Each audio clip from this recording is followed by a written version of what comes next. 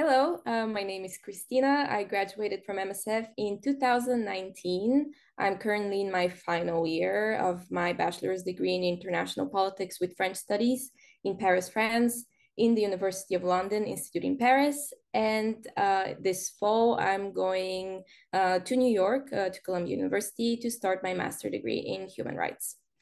So the first question that I'm going to answer is, why did you decide to study where you are?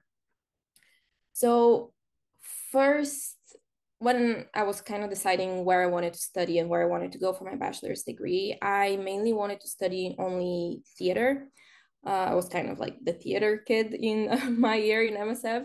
I was also the only one that took IB theater, or the first that took IB theater in MSF. So I mainly only searched for acting schools, and I was lucky enough to get accepted to one of kind of the main acting schools in France. And I went to the campus in Paris, and it was a 3-year program in their international department. So after the first year, of course, it was in 2019, 2020, right after I graduated, and COVID happened. So this was the time when I decided I also wanted to pursue a degree in politics on the side. So kind of to make like a dual degree in a way, because I missed the academic aspect, I guess, a little bit of writing essays. I was so used to it from the IB. So I ended up applying through UCAS for bachelor's degree in international politics from the University of London in Paris. And I got accepted. So then I did both my acting degree and my politics degree at the same time. And I graduated from my acting school in 2022, and I'm graduating from my politics university this year in July. So, how did you decide on studying your course? Well, I guess I've always been interested, not per se in politics, but more in human rights or anything connected to humanitarian work and United Nations and any big international organization from a very young age, as cliche as this might sound. But also, I took IB geography with Mr. Green in MSF, and that kind of really opened my eyes to, or like started my interest as to understanding why the world works in a certain way. And also CAS really kind of opened my eyes, I guess, to, wanting to do more volunteer work and go into this sector. So after I started my acting degree, I decided that I not only want to do acting, I also want to pursue, well, yeah, humanitarian work. So this is how I kind of decided to study politics. I applied to a couple of schools in France, and then also I had to factor in whether I wanted to study in French or whether I wanted to study in English. And I decided that because I was doing 2 degrees at the same time, it would make more sense that my politics degree is completely in English, so that at least it's a little bit easier maybe to pass my exams. And yeah, that's how I decided to study international politics. And of course, with acting, I've always done acting. So that was always my plan, to study acting after I graduated from MSF. So this is how I also did my acting degree. So how has the IB helped you at university? So the IB, I think, has mainly helped me be a really good multitasker, because at university I ended up not only doing a dual degree of politics and acting, but also I was selected by the Ministry of Foreign Affairs in Bulgaria to be the official youth delegate to the United Nations and to the Council of Europe of Bulgaria. So that meant that during my studies, I had to travel quite a lot back and forth between Paris and Bulgaria, and then also between Paris and Strasbourg, because the Council of Europe headquarters is in Strasbourg. So that meant I had to, in order to stay on top of all of my classes and all of my deadlines, I had to, like, well, devise my time quite well as well, which is something that also the IB helped me with. Uh, for sure, while I was an IB student, I was way more overwhelmed with the amount of tasks that I had to do during the IB. But because I went through it the first time during the IB, when I had to do all of those different things, when I was in university, I didn't find it that daunting because I had already done the IB. So I guess that's the best way in which the IB helped me. And it also, through CAS, I already had done a lot of activities that I could put on my CV, which helped me get, for example, get selected as the youth delegate of Bulgaria to the Council of Europe, because that was like my first big thing that I could put on my CV. But it was also based on a lot of the volunteer work that I did as part of CAS during my time at MSF. So what is some advice? Oh no, what is some advice you can give for IB? The main advice I can give for IB students currently is really, well, it depends on what kind of field you want to go to after you graduate, but don't take, I know a lot of people kind of neglect CAS, and I really don't think you should, because it is a great option for you guys to really put stuff on your CV while you're still in high school, because you don't have a lot of time. You're dealing with all of your classes, you're a full-time student, and you're kind of going straight from high school to university with not that many things that you've like achieved outside of school. So through CAS, you can really, yeah, we'll start your CV, make it a little bit more appealing, and that will definitely help you, I think, get better work experience during your bachelor's degree. And also, like, to look for internship, it will help you much more, yeah, to secure an internship spot while you're a bachelor's student, because you would have had that kind of on the field experience before.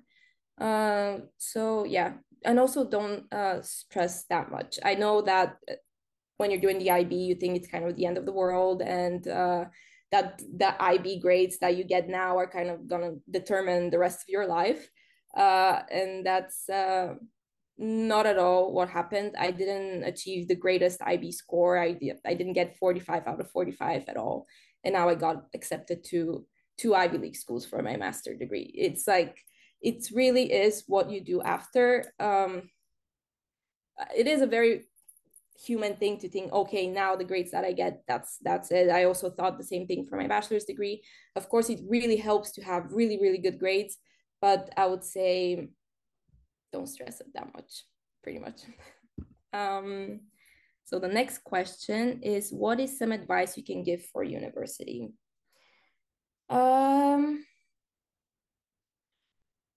guess for university, there's a big difference between your bachelor's degree and your master's, because, well, you're, first of all, when you choose your bachelor's degree, or when you apply for your bachelor's degree, you do it in high school, so you don't have that much experience yet. You're not also necessarily that aware of what you want to do in life later on. So even though I chose to do politics as a bachelor's degree, and then later realized that I'm not interested in politics, I'm more interested in human rights, which is what I'm going to be studying for my master. So really take your bachelor degree as like kind of like like an opportunity to experience a bigger scope of options and interests. And then for your masters, you can later on, if you decide to do a master's, of course, to narrow down your interest and yeah, well, narrow down your interest and make it more specific. Also, yeah, try to do a really, the CV is the key. I know many people say grades are the most important thing, but they are very important, don't get me wrong, but I really think the CV is what will really make you an outstanding candidate, because there are a lot of people with grades amazing scores and amazing grades out there, but not that many people have, well, not that many people have a lot of experience at such a young age. So if you focus on getting a summer internship or getting a summer job or volunteering on the side or doing a little bit of tutoring on the side, something that you can really put on your CV again during your studies, even when you're in high school through CAS or during your bachelor's degree, that will really, I mean, I know that's what helped me be where I am today. It wasn't my grades per se. It was really that kind of really putting that extra bit of effort to do something after class that will, you know, not only grow your network, but also, yeah, it will also help you decide what you want to do later on in life for sure. Um, Practical experience is by far the best kind of guide for you to choose to for you to know what you want to do later on in life. So yeah. Um, did any challenges or surprises come up while applying to university? What was your application process like? So for my bachelor degree, again, because I've applied to, I first did I did a lot of different things for my bachelor's degree. For my acting degree, it was very straightforward in the sense that I had to prepare a couple of monologues. I had to prepare an artistic portfolio for Cours Florent in France, which is my French university. I also had to do an interview process with the jury to get accepted, and then I also had to do, which was a bit surprising, but most kind of well-known acting schools in the world to do that. They have um, on-site workshop before you become a student, so that they know in what level they put you in and also whether you're accepted. And with my French acting school, I had a 1 week workshop before I was officially admitted to the school. So yeah, I guess that was a bit not of a surprise because I was already prepared for that. But yeah, that was my kind of application process for my acting school in France. And then for my bachelor's degree in politics in France, it was very straightforward. I did it through UCAS. I had to write a personal, like a motivational letter, which is something that we had already done as part of our IB. Even in English class, we've had a lot of exercises like that, so it wasn't anything difficult. And also, well, yeah, we had to have a couple of recommendation letters as well from teachers from MSF. That was, in a nutshell, my application process for my bachelor's degree. It was quite simple. And then for my master's degree, I applied to both schools in Europe and in the US, predominantly in the US. And for the US, I mean, it's kind of a known thing, but they look at you as a person way more, and like your personal qualifications, your personality, your work experience way more than in Europe, where it's much more like about the grades.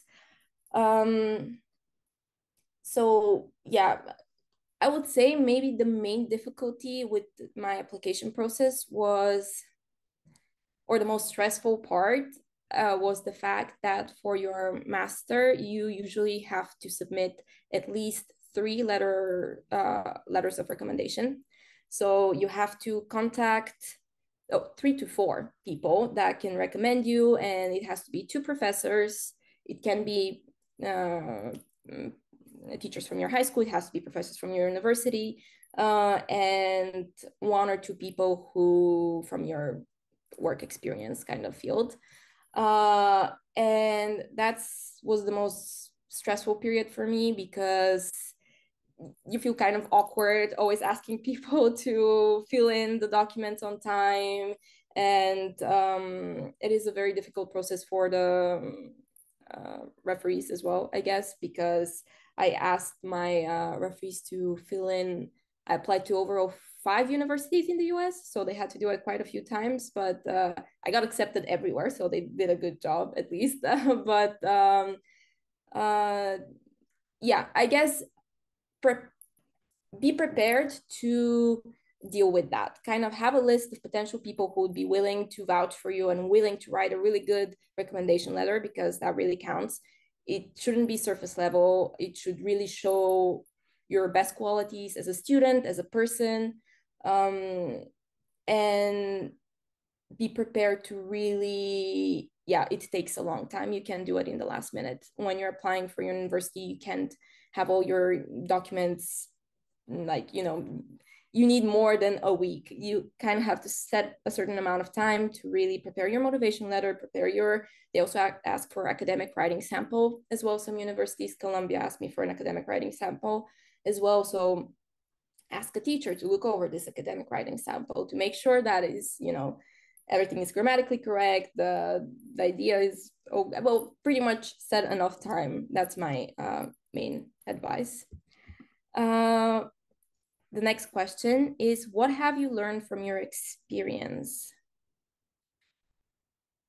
Any suggestions to someone who may be interested in your same course? Well, as I said again, and I feel like I'm repeating myself a little bit, but it is, if you want to go in the sphere of human rights, in general, the humanities and politics, really work on your CVs, work on fostering connections with people from the field and from international organizations. Try to do as many internships as possible, and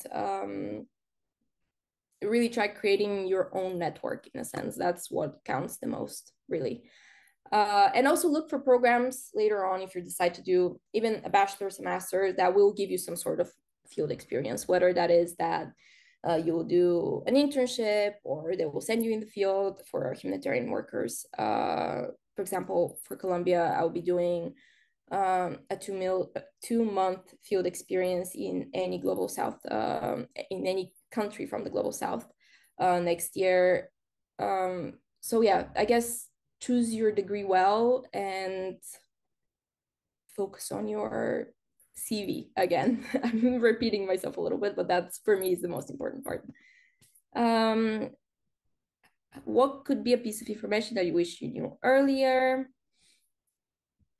A piece of information that I wish I knew earlier was for the IB. Well, really choose subjects that interest you and don't, I don't know, I guess I can only speak from personal experience, but for example, I chose math for one of my standard levels. I did mathematics, and I'm not at all a mathematics person. I could have done math studies, but I just chose not to do that. Whereas I know that if I did math studies, I would have probably gotten a much better grade. So maybe really, yeah, don't choose subjects based on what you think is right or you think it looks good, because at the end of the day, I know you for certain like subjects you do need to have taken specific IB lessons, but at the end of the day,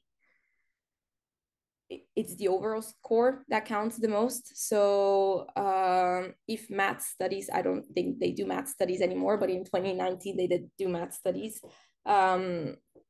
If that's gonna guarantee you get a higher grade, then for sure take that lesson. Don't kind of punish yourself to take something that's considered to be more honorable in your head because it's math standard level or whatever, and then be crying about it every single week because you're actually not good at mathematics at all, and then you end up getting a bad score. So it's like you really have yeah, don't think about it in a short term way. Think about it more in like the long run. How is that gonna pan out in a way? How do you manage to pursue both degrees simultaneously? Well, yeah, again, a lot of multitasking on my side for pursuing both acting, politics, and all the things that I did on the side. And I'm really grateful for doing the IB prior to that, because, as I said, it really helped me be a multitasker and as well be a more well-rounded person. The fact that we have to do CAS and TOK and all of those things, that really helped me have a better understanding of my own limits as a person as well as a student. And I could see that a lot of the people in my university that didn't do the IB struggled in the first year, whereas I found it quite easy because the workload isn't as heavy compared to the IB. So yeah, I guess that's how I managed. The IB really helped me for sure. And the final question is, what do you miss the most about MSF? It's for sure the teachers. The teachers are in MSF some of the most amazing teachers I have met. It is definitely, MSF is a really special place with a lot of special people, and you won't, that personalized or like personal connection, you won't get that in university. I think you should prepare yourself for that, that you enter a class with a lot of people, you're just kind of like a regular student to most professors. Whereas at MSF, and to this day, I still have great relationship with, for example, with Miss Dodd. She is amazing, and all of the IB students are so lucky to have her. But yeah, I guess that personal kind of relationship with the teachers, which helps you go through the IB quite smoothly. I think that is something that I miss about MSF because you don't get that in university. So yeah, enjoy your time at MSF. That's what I would recommend. But yeah, thank you guys.